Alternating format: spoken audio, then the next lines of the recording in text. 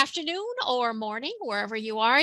Welcome to the Industry Week Best Plants Winners Panel, Lessons Learned on the Road to Excellence. This is your opportunity to learn from the best. I am Jill Jusko. I am an executive editor at Industry Week. More importantly, I am the director of the Industry Week Best Plants Awards program. And it is my great pleasure to moderate today's session. We have joining us today 4 Industry Week Best Plants Award winners from this year and last. These winning facilities are different in many ways. They're different in their size. They're different in what they make.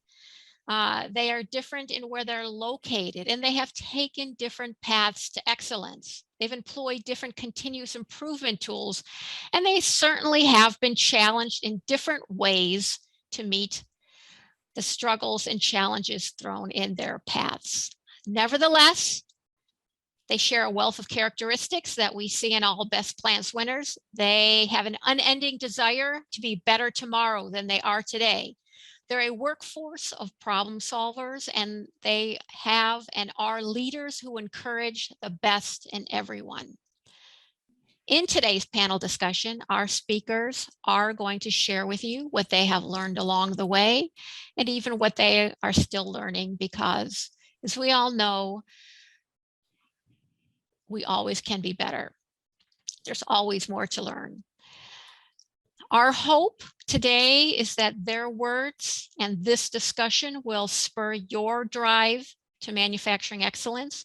We hope it perhaps gives you some ideas that you can try out in your own facilities. And ultimately, we want it to help us all be better by sharing best practices.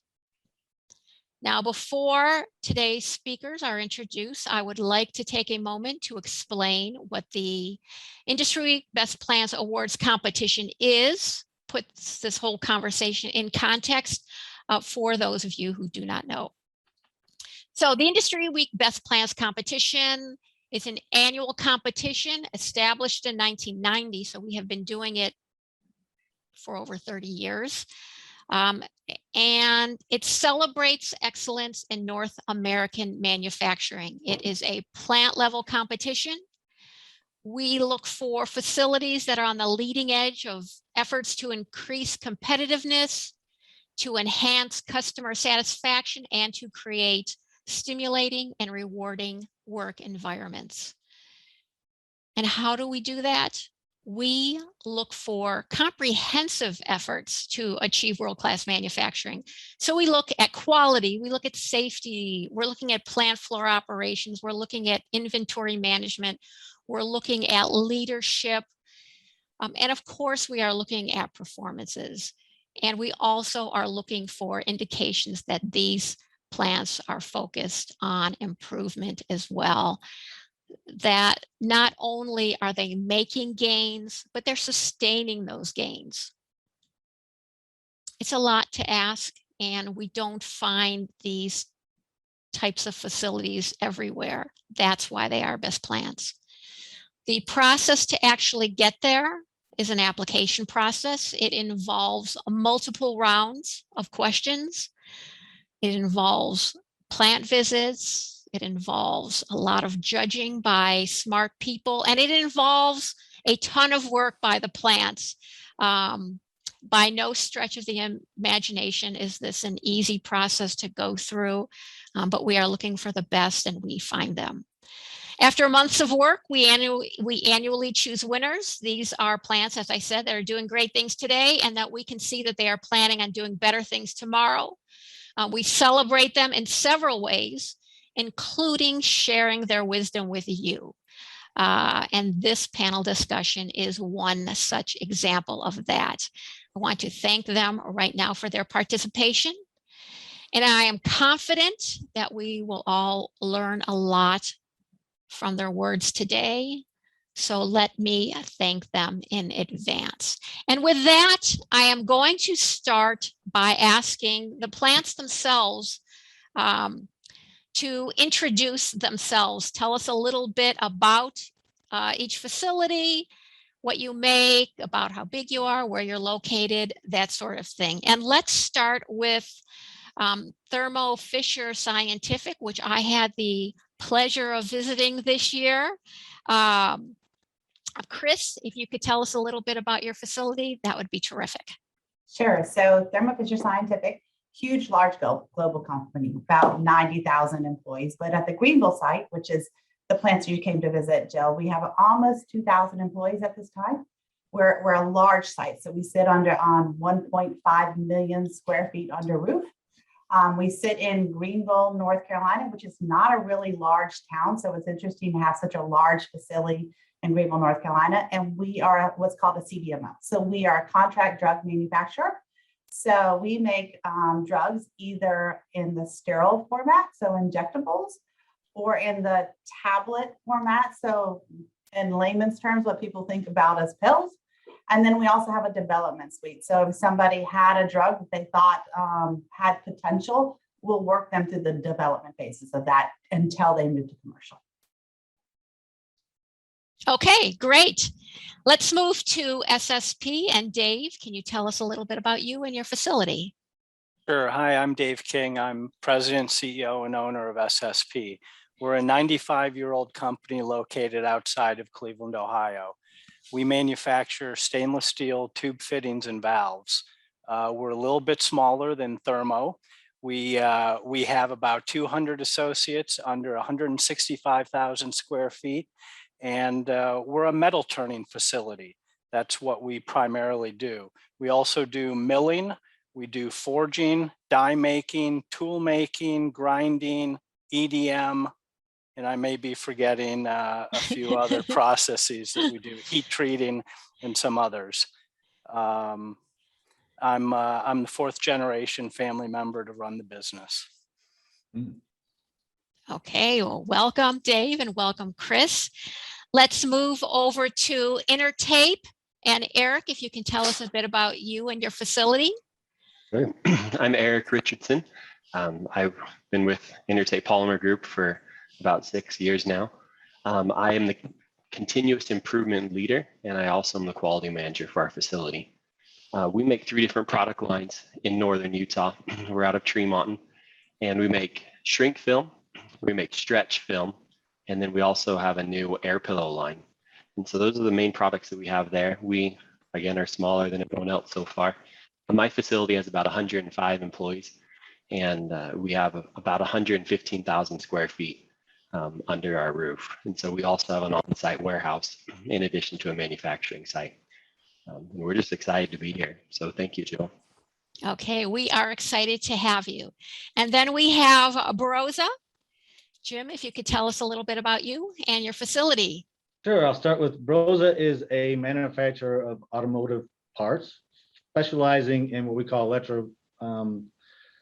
mechatronics devices, which means mechanical devices with electrical programming software behind them to operate. So if you can imagine anything that moves in your car, we probably have something to do with that.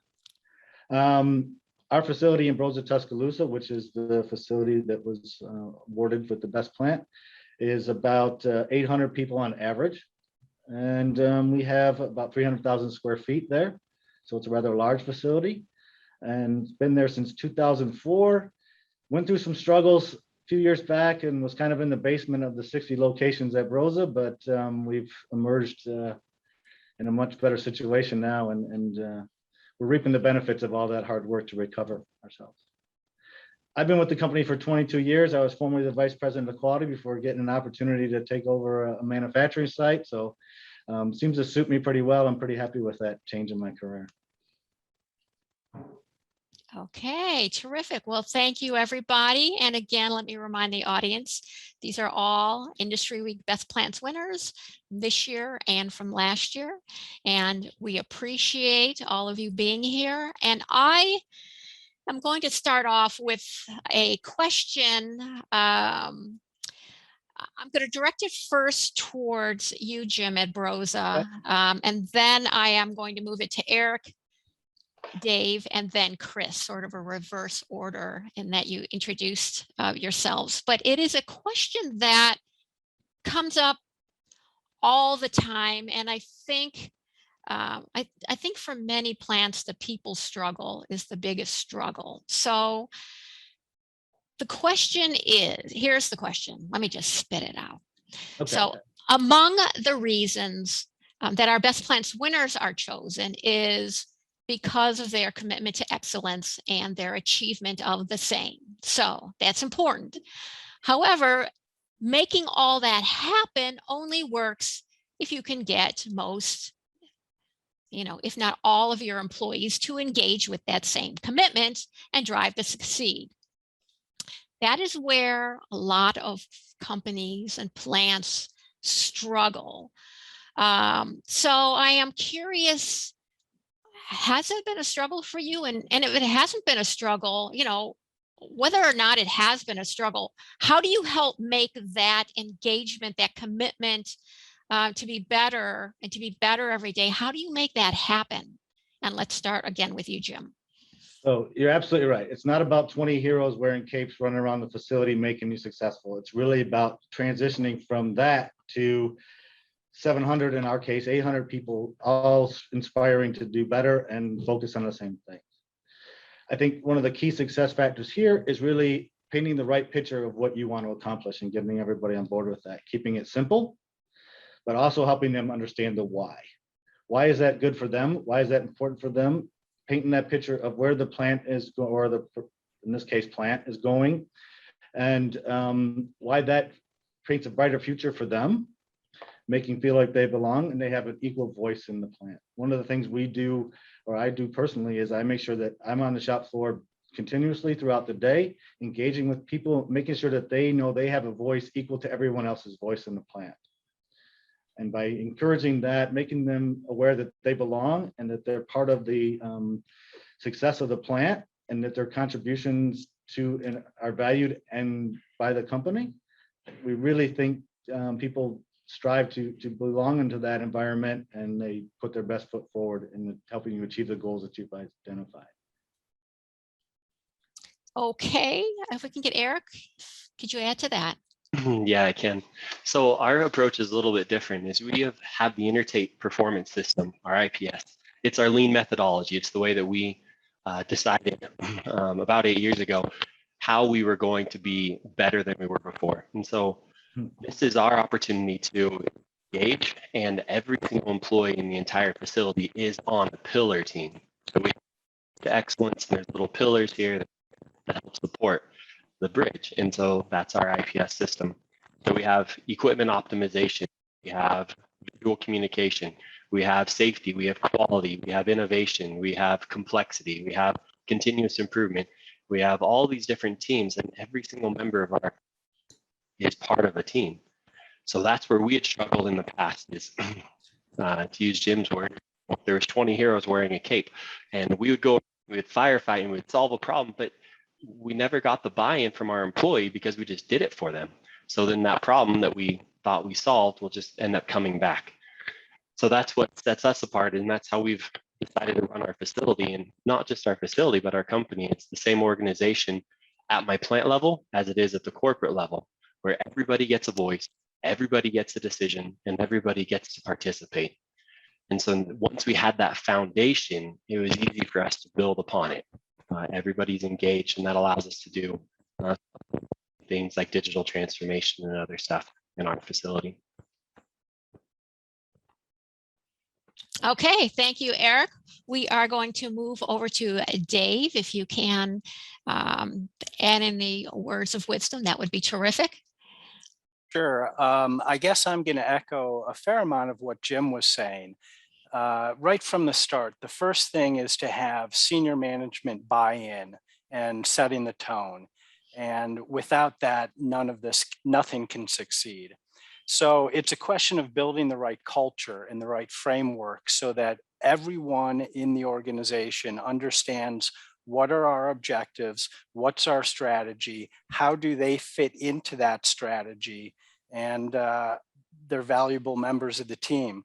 Everybody in the company needs to have access to, I guess, all levels of management, open door, daily huddles, constantly out on the shop floor. It's a team effort. So we're building a culture where people are a part of something bigger than themselves. Are you out on the plant floor a lot, Dave? I grew up on the plant floor. I love it out there. Absolutely. Every day, I'd rather be there than in my office. And you know, it's the folks on the floor that really know what's going on. They know what the right things are to do. They have the solutions. We need to create the structure and the framework to elicit all of that power and knowledge from them. And that's my role. Also, it's very important to answer the question, what's in it for me? That goes beyond financial rewards. It goes to becoming part of the community. Okay, terrific. And then I am going to take this question and bring it to Chris at Thermo Fisher. And I would perhaps comment, I don't know if this is true or not, but given the enormity, the size of your location, I could see how this could be potentially, you know, a tremendous challenge at your site, and yet you're making it happen. So tell us how. Sure. So everything everybody else said is absolutely essential. I think it's essential in any manufacturing site. So that connection to the employees and the Gimbal walks and the tier meetings, we do all of that stuff as well, right? So getting out on the shop floor is super important. As our leadership team, we try to put even calendar at least 5 hours a week, spending it on the shop floor. And on the sides, we do have to rotate where we go. But the thing that I want to talk about as it relates to engagement that I think is super cool at this particular site at Thermo Fisher is that we make life-saving and life-sustaining drugs, right? So being able to connect that purpose of what the people are doing to the impact that it has in the community, in the world, to somebody's child, and so on and so forth. We kind of have that nice advantage, right? So our people know that they make life-saving and life-sustaining drugs, and that just really drives a lot of purpose. I mean, it did. We were involved in COVID, right? So we had drugs that were making a difference as we fought the pandemic, right? So knowing that and being able to lean into that purpose also helps us every day in engagement. Okay. Does anybody else have anything they want to add to these comments before you move along? Because as I said, this is an important question to our audience all the time. So, you know, anything more you can bring or like to bring to the conversation would be great. So if I could, Sure. one of the things I think is also important, and I think David was alluding to it, is that you're going to generate these ideas and this commitment from people that, and they're going to bring forward their thoughts and ideas about how to improve the situation or improve the process or the product. That can never be left on the table. This is so critical. When you engage people and you start bringing these ideas to the forefront, you have to react to them. You have to close the feedback loop to the people that brought those ideas so they understand that you're listening, you care, their ideas not to put aside. Doesn't mean you implement everything. In our plant, we have a process that really, the only person that can take an idea off the board is the person that wrote it or myself. And the person who wrote it, in order to take it off the board, they need to be convinced that we've done everything we can to implement, or we're going to implement, and meets their requirements or their expectations of what we're implementing, or they're convinced that there's some other impact, say a safety relevant topic or quality topic that would prevent us from implementing the way they suggested. But that's the only way off, because if you leave it unattended, you're sending the wrong message. Okay, terrific. I am actually going to stick with you, Jim, for the moment. I'm going to stick with you too. because I want to ask you about this management build program you have.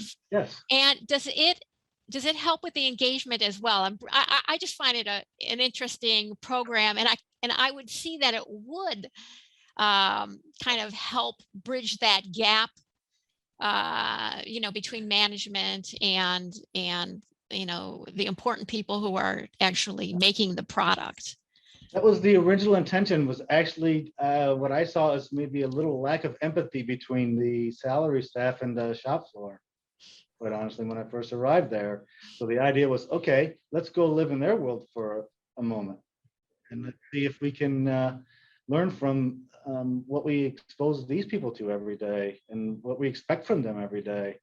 So certainly accomplished that. The idea is really the management team on a scheduled basis goes out and basically operates the equipment. The operator stands behind us, makes fun of us for being clumsy and not knowing what we're doing and being slow. Maybe pressures us a little bit to speed up, this sort of thing. So it's kind of enjoyable for them. But it also creates a really good atmosphere of understanding for the salary team. What do these people have to put up with every day? What have they learned to do to overcome things that aren't working properly in the process? What are the things that we could do as leaders or engineers to make the process better for them? But it also, again, creates that partnership with the operators to get to know them better, to get to know what they're facing every day, and gives them an opportunity to give us direct input. Well, if it would be better if we do this. It would be better if I didn't have to put up with this. It would be if the maintenance team would just make this adjustment and we could do this much better. If I could change this sequence.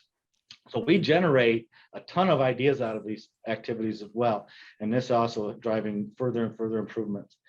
We do this on all shifts, so we don't leave the third shift out just because it's not convenient for us to be involved with them. And we go on the third shift as well and build every month to make sure that we're getting their ideas and their understanding. And they also get an opportunity to make fun of us.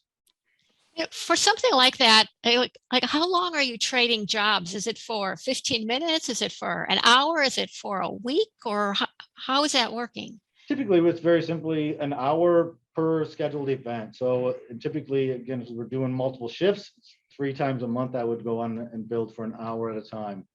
Although I'll do it ad hoc too. If somebody's having difficulty with a station, or I'm seeing that there's a lot of downtime associated with that, or not right first time is increasing, I'll put my gloves on and go out and run it for a while and let the operator tell me what he's facing, what he's finding, what he doesn't like about that operation, why. He probably has a pretty good idea why we're having those troubles. Yeah. Or she. I wonder if that is and maybe somebody correct me if I'm wrong. I'm wondering how much of an automotive idea that might be, because I have seen that once before, and it wasn't an automotive in the automotive value chain, an automotive facility. But I think it's a terrific idea. And if I could just throw one other bit about this, I actually was at a plant that they sort of in addition to that, they actually made the maintenance folks run equipment for a period of time. And I thought that was an interest. I've only heard that at one plant. I'm sure it goes on elsewhere, but I thought that was an interesting sort of, getting other participation, everybody sort of understanding what is going on the factory floor. You know what? I anticipated I would generate some ideas from this discussion panel today. So that's one of them going in the column over there. Today I have the maintenance leaders doing it, but I don't have the individual maintenance department doing it. By the way, I've also done it with, and we've done it as leadership team. We operate the logistics equipment as well. It isn't just about only the equipment that we're running on the shop floor. It's about all the auxiliary processes to really understand how they all work and create opportunities to improve those areas as well. Okay, terrific. And again, I want to remind anybody else that this is an opportunity for a conversation. So if you have something to add at any time, please, jump in, because I'm not going to necessarily know, and I'd like feedback from every corner that we can get it, where it makes sense, obviously. Okay, so I am now going to jump over to Thermo Fisher Scientific and Chris for a moment, because I want to move into sort of areas that I think a lot of companies and a lot of plants are struggling with. And one of those is people, hiring people, having people. And as I mentioned earlier, I was at the Thermo Fisher Scientific plant, and I'm sure I told you, Chris, when I was there, but you have one of the sort of most robust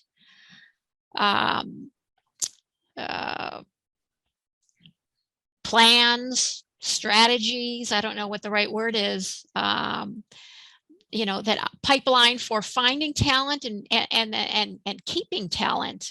So it's sort of a huge question.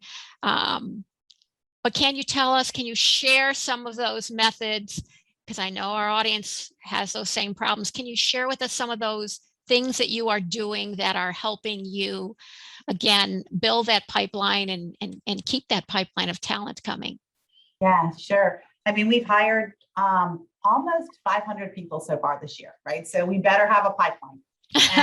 And the plan is in the next 5 years, we could go from 2,000 people to almost 3,000 people. So again, we better have a pipeline since we're in a small southeastern town, right? So our pipeline starts even at the high school level, right? So we work with high school students who don't plan on going to college in what's called a Pharma K-12 program, where they get introduced to working at a pharmaceutical factory. They spend about a week understanding CGMP. And then we go from there to partnerships with our community colleges, right? So we have a pre-hire program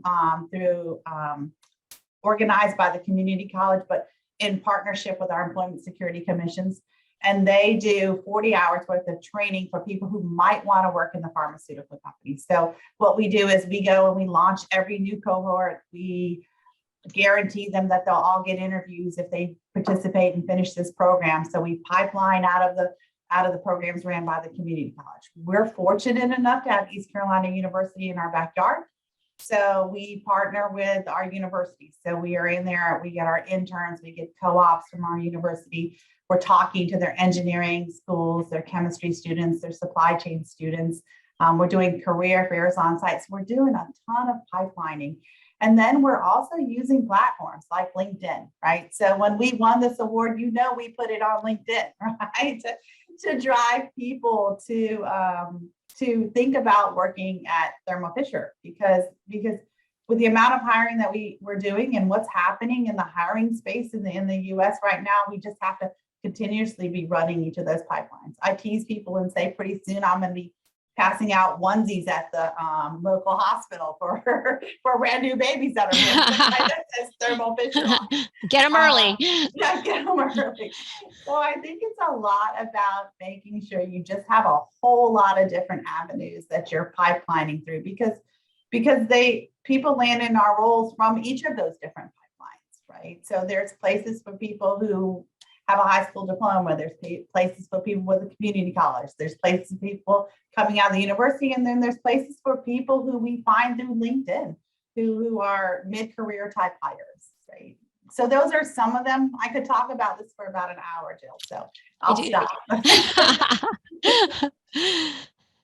I would like to ask, Broza and Jim, I'm going to hit on you once again, because I know that you are located in an area, in which you have a lot of facilities going after a finite number of people, and I know that you have worked on this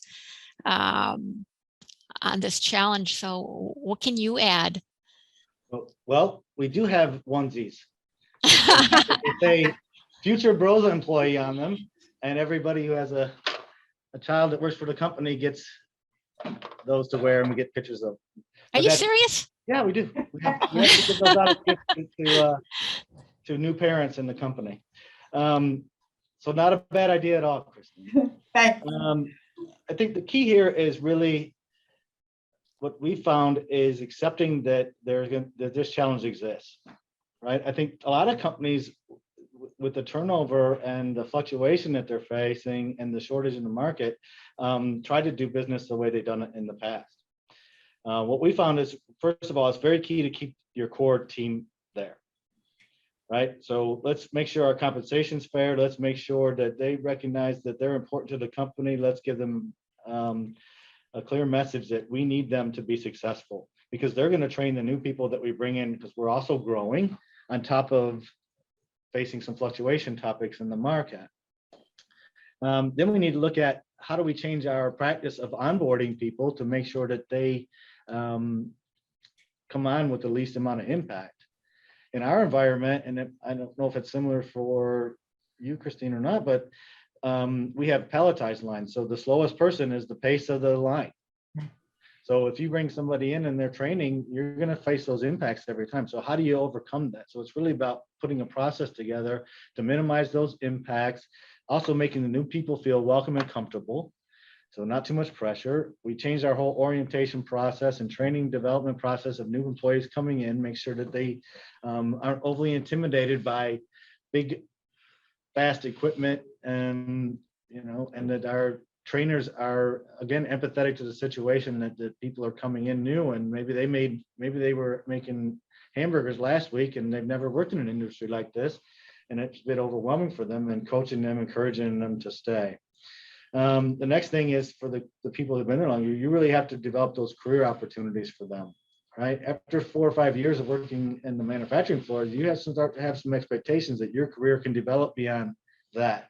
We've put trees together that basically say, if you want to take a career path in this direction, these are the steps you would take. And then if you want to go into, say, production management, you would take these steps. And these are the things you need to do and things you need to accomplish. And we're behind them the whole way, helping them find those paths and opportunities to strengthen and develop their career further. I think those are a couple of the key success factors. Just like Christine, I could talk for hours and hours about it, and I know we only have an hour for the whole session. I am glad you mentioned retention. I mean, you can't put in one end and lose out the other end, No, right? So, I mean, I think retention is probably, even more important than recruitment, right? Because that's when you're losing that skilled workforce that you've already trained, right? I mean, we've reduced our retention by 5 percentage points in the last 2 years. And that 5 percentage point really matter when you're talking about 2,000 employees, right? So I think retention has to be at the top of the list, and then attraction just below it. Yeah, I think one of our best recruitment activities is really our referrals. Again, when you create the right environment for people and they're happy working there, it's not hard to convince them to bring their friends and family in. And that's been our most successful recruitment tool. So Jill, along those lines, is something that we decided to do is we survey our employees, and they had some concerns about their pay and compensation and that trajectory. So we put in a tiered hierarchy. So you have an operator 1 and an operator 2, but then there's 4 sub-steps in each of that. So basically what that means is our employees, if they want to make more money, it's totally in their realm. And some of our employees can go from an operator or from an assistant into an operator 2 and make 70% more than they were before. That's with no leadership. They're not a lead. They're not a supervisor. Just, I want to make more money. Okay, I get cross-trained. I understand that I write SOPs and I write work instructions. Okay, and then I also train this number of employees. Then it's all laid out in front of them. And retention is something that everybody's struggling with. We were fortunate enough to put the system in place in 2019 before it got really bad out there. And it's been really helpful for us to try to retain the employees that we already have. I want to make a comment on that as well, because I like where you said that idea came from. An employee survey, you said? Yep. Because, there's a thought amongst, amongst some folks that these surveys go out and they happen, and then you never see them turn into anything. I'm sharing my ideas, and yes, they're not all winners, or you can't do them all for a variety of reasons. But here's one that you received and you implemented. It helps you and it helps your employees. I think that is a terrific example of the recruitment retention, but also a good example of, we say we're doing this for our employees, And we're actually showing that we're doing this for our employees. It's translating into actual action. So I want to point that out, that is happening at Intertape. And thank you, Eric, for sharing that, that input. Jill, I'd like to add that for attracting talent, we've been using videos, and the use of videos is fantastic because it allows people to come inside our facility and see the people and the processes and the environment in which they're going to work. And that's a huge competitive advantage as opposed to somebody responding to a newspaper ad. I'm showing my age, an Indeed ad. Right. It's just black and white and doesn't have a lot of character to it. So we want to communicate what is our culture and how are you going to be a member of our team. And we use our associates in those videos. And it's been really, really powerful. So how do you get? Yeah, are you putting those on through your applicant tracking system, through your job boards, or through LinkedIn, or where are you posting those? I mean, we use videos too, but I love the idea, and I want you to tell me a little more. Well, we store the videos on our website because we want to drive people there as well to learn more about our organization. But it's within the Indeed ads that we're driving people to a particular location to learn more. Awesome.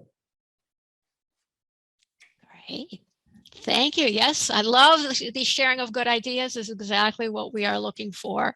And you're right, we could stick on this particular topic for the whole hour and not even come close to exploring everything that needs to be explored. And maybe we'll come back to it. I am, however, now going to make a jump to a new topic. And this is a topic of technology because, right, technology plays a big role in every manufacturing plant these days. And I'm going to start with Eric. And I'm going to start with Eric at Intertape because Intertape, the Tremonton facility, has embarked on a digital transformation journey. And I know you, and I'm going to leave it to you, Eric. I have a tendency to want to get in and say it all myself, but can you tell us a little bit about what has been going on in your facility with regard to digital transformation? Yeah, so digital transformation is a journey that we started in about 2018, where we as a company, we wanted to grow in our market share. We wanted to,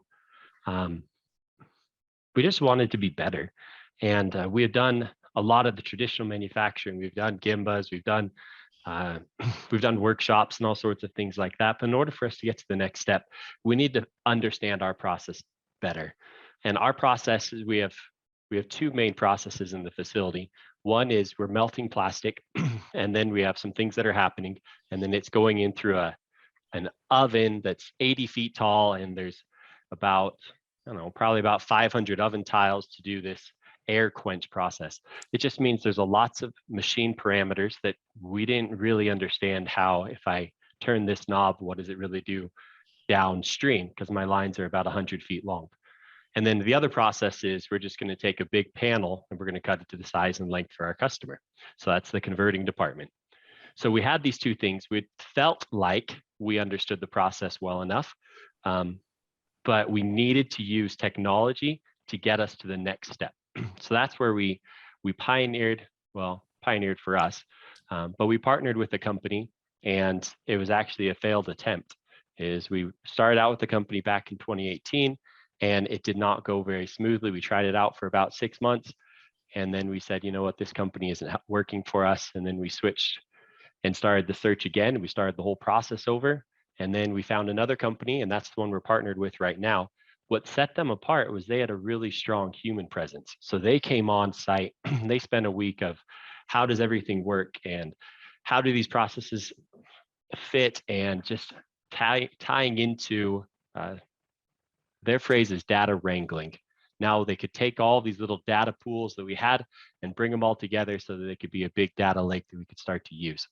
So for us, it's on the fly correlation studies. So if I have one parameter that's going out, I can click a few buttons in the cloud, and now I can see, okay, my oven spiked 2 degrees. Okay, what else changed at the exact same time? And so now it'll give me a hierarchy of this one appears to have a direct correlation or a positive correlation or negative. And it really started as this process and engineered focus of what do we need to do to help my machine run better. Anyway, it was pretty impressive because we started at that level of engineering and just trying to understand the technical aspect of our machine. We would run one product today, it would run perfect. I'd run it the exact same way next week, and it wouldn't run very smoothly. It could be temperature fluctuations, it could be any number of things. But that's where we started with our digital transformation. And it's been impressive because now as we have some of these tools at our disposal, now we can put them up in real-time dashboards. So an operator running a machine, every single machine has their own TV, and they can look up and see how many pounds have they produced, what is their yield, what is the downtime for the last 24 hours, what products are they making, what was the last quality testing procedures, that quality results from their first article inspections. All of that's displayed in real time. And it's been able to build upon more than just, I need to understand the technical aspect. It's really the operator now knows what that means. They understand if I turn this knob, it is going to make a difference over here. And we can really train and we can educate. And our operators are becoming a lot smarter. They're having more tools at their disposal. And then when we go from my complex machines over to more of my simple converting machines, now we have recipe controls. So when we have a new employee, they don't have to figure out tensions. They don't have to figure out a lot of those PLI issues. They can just, oh, I'm running a 60 gauge product. This is what I should be running as a good baseline. And now they can diagnose and troubleshoot by themselves. They don't need as much supervision. They are able to be running a more productive earlier in the hiring process and the training process.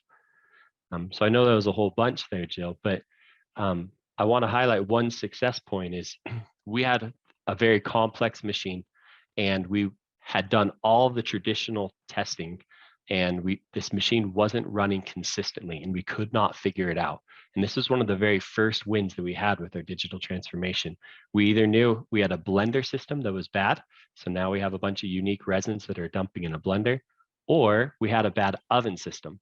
Well, my ovens system, I probably have hundreds and hundreds of oven tiles, and they're all controlled with 8 different unique oven zones.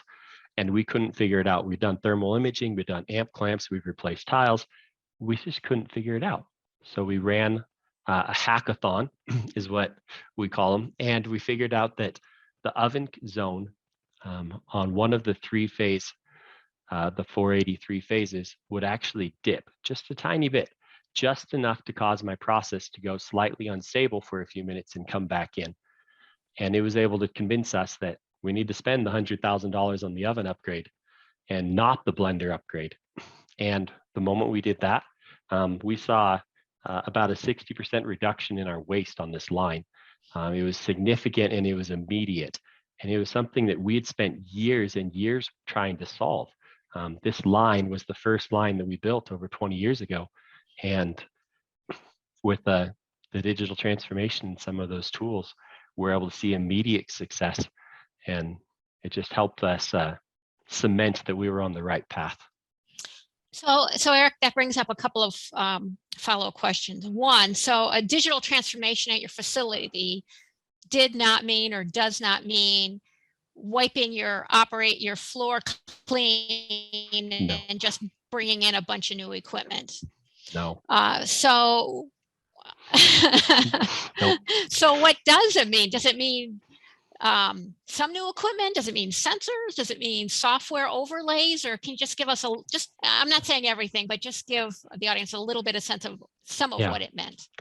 So my product, making a blown film, the technology is pretty old.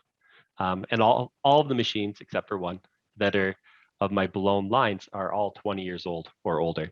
And so we call them old bones and new brains. So we have new PLCs, we have some new controllers, we have new blenders, but the actual steel and the structure and the process is the same. And so I did want to make this point is our engineering manager, he's been spearheading the digital transformation. He goes, if you don't have $1 to $2 million to upgrade all your control systems, you might not be successful, because you need to be able to talk to all these different points. And it's not that you need the updated control system to be successful, you need the updated control system to communicate.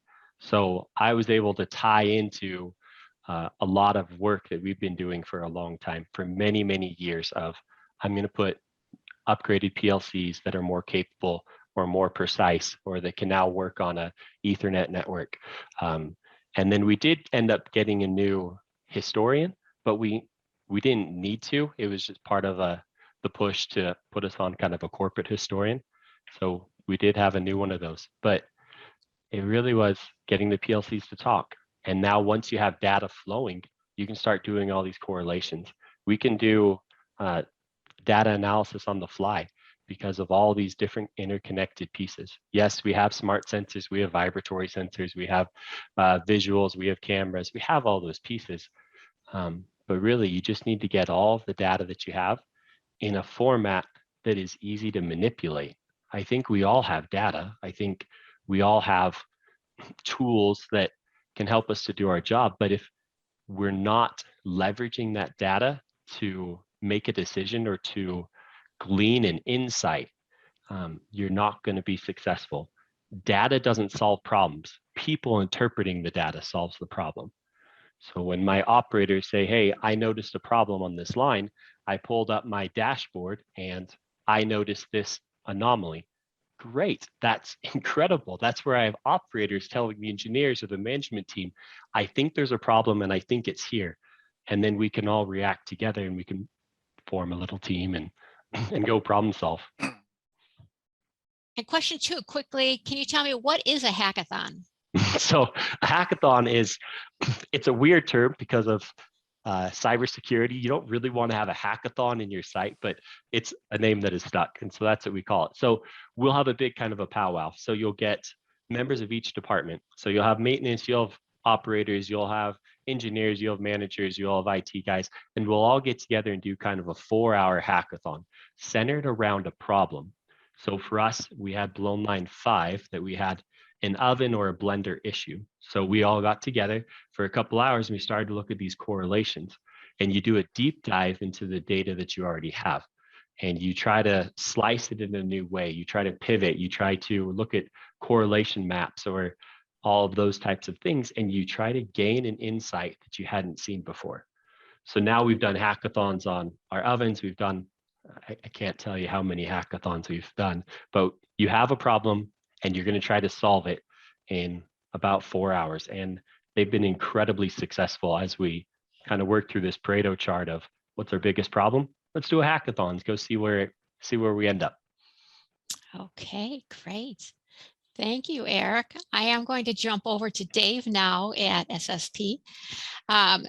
Dave, I know that technology and technology upgrades have played a big role in your improvement efforts at your facility. Mhm. How do you make decisions about how and where to upgrade your technology?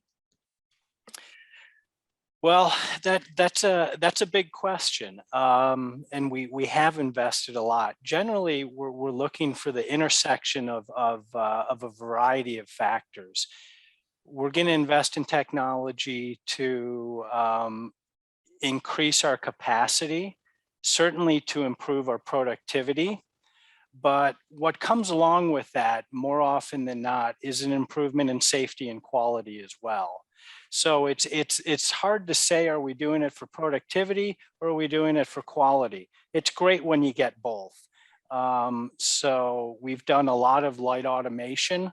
We invest in technology to take some of the routine out of mundane jobs and to really replace work that we can't find workers willing to do anymore. So we've also adopted a lot of inspection technology as well. And I'm really pleased to say that it's driven our company's defects per million opportunity to below 500. for a trailing 12-month metric. And that's something we're extremely proud of here. Yeah, excellent. You threw out the word safety, so I'm going to jump right over into sort of a analogous question. We talk about, safety and health go hand in hand with operational excellence. Safety is just imperative, and I know that, as you just mentioned, some of your technology plays a role, with respect to the safety and the wellness at your facility. Can you talk a little bit about how about the safety and initiatives you have going on in your facility, as well as how the technology plays a role in that happening? Sure. Jill, first I'll make a modest correction. We don't have Okay. any initiatives. We have a safety culture. We have 5 KPIs, company level top KPIs. We call them our North Stars. They provide guidance when we're not sure which way to turn. And number 1 is safety, because if we're not safe, we can't focus on anything else in the organization. And I'm really proud to say that we celebrated last month 7 years without a lost time accident. So when I came to SSP, we were a screw machine shop. Lots of people can relate to what a screw machine looks like. Lots of chips, lots of moving parts, operators putting their hands into small places to adjust tools, to load material, unload material. And it just became so obvious that we needed to improve many of those processes. So we've been focusing on taking hands out of machines. We don't need to put hands into machines to load parts. We've also been specifying capital equipment that is much more open and user friendly for setting up and tool changing and changeovers, so that there aren't as many opportunities to have an accident. It's been a great journey. Okay, terrific. Safety is a huge conversation that should be constantly ongoing in every facility. And I see Eric nodding over there. So if anybody else, has any kind of particular things you're doing, or, to emphasize that safety culture, I would love you to toss that in right now. We also do a lot of celebrating as we reach milestones. We hand out gifts to everyone in the company. They achieved the record. And we have banners throughout the plant that talks about how many millions of man hours we've gone without a lost time accident, how many millions of units we've shipped without a lost time accident. So it becomes a part of our culture. At each clock where the hourly folks punch in, as well as our lobby, we have a tickler that says we're at 2,579 days without a lost time accident. You know what? Nobody wants to be the one to break that chain of success. So we take the time to do things right and safe from the get-go. Okay. Also, as we roll on new equipment, we're getting even better and better and better and better, right? So when I think about, Dave just talked about people putting their hands into equipment, right? So years ago, guarding was a thing, and then we got interlock doors, and then now we're getting light curtains, right? So that if somebody reaches inside to something, it decommissions that energy, right? So I think that I think everybody's leaning into saying, how do we do it even better and better and better, so that somebody can't stick their hand into a moving piece of equipment. And I think every time we have a new opportunity to buy new equipment, we put on that type of new technology like light curtains. Well, I like what David said, where a screw machine, you were putting your hands in to go grab your hardware in a lathe and grab your materials. Well, I liked David's approach. He said, what if we didn't put our hands in there? What do we need to do? Well, now we need a new machine that's more open in concept, where I'm not putting my hands in those tight spots. And that's the same approach that we have with some of our machinery. You talked about light curtains and 3D scanners. We're like, why would somebody need to interact with this area of the machine? And so, yes, you can put guarding there, but you can look at it from the flip side. Okay, I need to guard a person out of that area, but why would they need to be in there in the first place? Is there a defect in a roll? Do I have a bearing or something else that's happening inside the machine that they're actively trying to go? And so that's where we look at our machinery and say, if I have a defect and the operator is trying to fix something where they shouldn't be, well, let's avoid the defect from happening altogether. And so the operator doesn't have any reason to reach into a place that they shouldn't be. And it's a kind of a mindset shift. Was we want to keep, all of us want to keep our employees safe, and you have to look at it from more than just guarding and protection, but prevention and training and education of the employee. Okay, terrific. We don't have very many minutes left, and I did want to get the supply chain question out to get any kind of feedback. So supply chain disruptions have impacted everyone to some degree or another. I'm sure everybody listening to this right now is nodding their head and saying, yep, sure has. So I'm not asking everybody to kind of detail their problem or their challenges, I guess is a better word. But I am going to ask, ask all of you, and I'm going to start with you, Jim. Okay. Are there any practices or ideas or, just kind of new ways of thinking that you have had to take on that has helped you at least mitigate that challenge? Yeah, I think primary thing we focused on was flexibility in the workforce and cross-training our workforce to allow us to maneuver very quickly. So it's not only on our supply chain, but it's the bigger impact has happened on our customer supply chain. So what we're facing quite often is midweek customers shutting down because they've run out of product. And then we have to adapt our workforce to that. So we need to be able to maneuver in such a way that we can adjust to that very quickly. And by having a flexible workforce that can work this station or move over here, we've been able to minimize those impacts of these quick shutdowns without causing layoffs and without causing other issues for the team there. Additionally, I would say what's important is to keep a very close eye on your overseas shipments. So that's the biggest risk at the moment. Most of our material that we're getting locally, we can keep a normal balance on, but we had to really evaluate what is the real delivery time with all the vessel delays and all the port delays and things like this, and adjust all of our times accordingly so that we had a safe stock level of our inventory without hoarding. Right. Well, I'm sorry.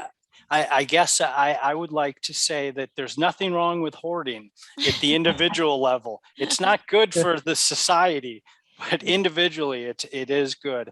One of the things we've done, Jill, is through our vertical integration over the years. We try and do as many things in-house as we can so that our supply chains are as short as they can be.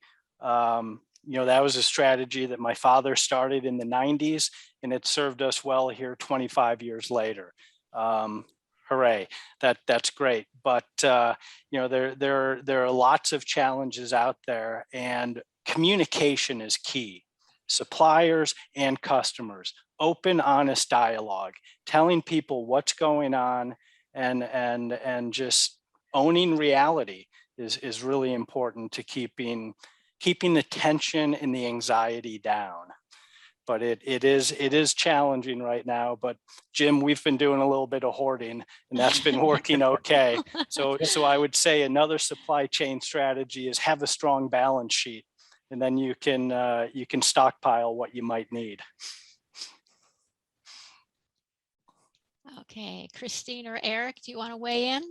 I mean, I think we're doing the same thing David's doing, right? When we can get our hands on something, we're carrying a little more excess inventory than we normally probably would. And then we're doing also, we're shifting schedules as well, right? So we're looking at what we can run. We're shifting to another product line if we happen to have that material. We're reaching out to our customers and asking them if they have any influence on the suppliers. We're leaning on the government sometimes, depending upon what product we might be making. We're working with our sister factories across the globe to say, do you have anything we can borrow, right? So I don't think there is any magic pill to the supply chain problem. I think it's absolutely real. And we're all doing this dance, right? That we're doing all kinds of different moves to kind of do the best we can. Right, right. Something that we've done is we've modified some of our recipes. So we've used this digital transformation to say, I can now tweak my recipe or optimize my recipe to get the same level of performance that my customer needs. And so now I can take my high risk resin or we have some resins that we're concerned about. And so we can try to regulate and use them smartly, if that's the best way to phrase it. And so now I've been able to optimize a recipe to use a little bit less of this component so that it can last longer and so that we can have that relationship with our suppliers and have that open conversation and say, hey, here's what we're going to be doing. When am I going to get another shipment? When can you replenish me? And have those discussions. But we've been using data to help us to make smart decisions in the facility too. Jill, I'll also add that SSP has been very diligent this year about not chasing one-time new opportunities. With the amount of supply chain disruption going on, all of our phones are ringing off the hook from new customers saying, do you have this? Because my current supplier doesn't. It takes a lot of discipline to weed through real opportunities and one-time purchases. And preserving our capacity, our scarce resources for our customers of many years that have gotten us to where we are, and not to chase after the latest and the greatest opportunity that will likely go away in 3 or 6 months when supply chain issues kind of normalize. That's been very effective, and it's also been very well received by our customers. And it's a very good point. Something that David said was really, I think, a valid point, though, and that's being honest with the situation. And I think it also links back to what Eric was talking about with the digital transformation. So in our case, we have thousands of different part numbers and components because we're primarily an assembly location. And to keep an eye on all of those different components in an environment like this requires some digitalization and transparency. So our systems that we developed for digitalization, one of them was dashboards that really summarized and analyzed the data to say, what are the components and areas where we're a little more critical? So you could filter all the noise out and be very precise about what you focused your energy on.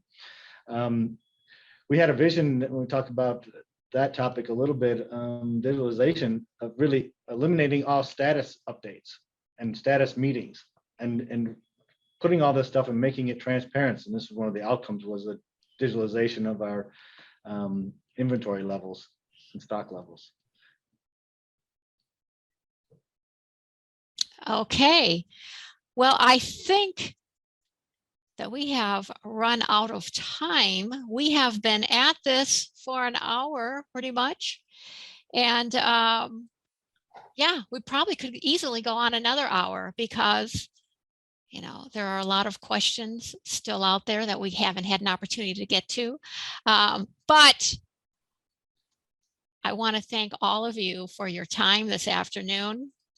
I want to thank you very much for your robust responses to our questions. And I know the audience is going to appreciate all of those answers, all of your good thoughts, all of your best practices. And like I said, ultimately, the Best Plants program as a whole is to celebrate North American manufacturing, to recognize terrific plants across North America, and all of you are that, and also then to take what you have learned along your way and what you are still learning and share those practices with audience members who may be struggling still, may be good, but looking for ideas on how to get better. and want to hear from other manufacturers about what is actually happening in their facilities, on their floors, in their HR departments, in their technology. And you all provided a great wealth of information. So for that, I want to thank you all very much. Welcome. Thank you. Thank Thank you. you, Jill. Privilege.